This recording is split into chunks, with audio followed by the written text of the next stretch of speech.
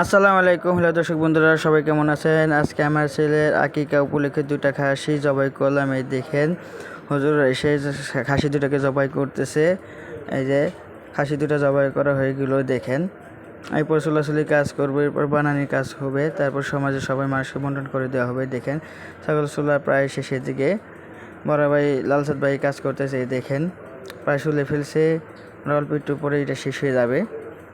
এদিকে আছে বড় ভাই, আরেক বড় ভাই মাংস ভাই, সে খাসিটা চলতেছে অনেক সুন্দর করে। খাসিটা চলতেছে, জিল্লু ভাই পাশে দাঁড়িয়ে আছে, আমি ক্যামেরাম্যান হিসেবে কাজ করছি। এদিকে এই দেখেন খাসি প্রায় শেষের পথে, চুলা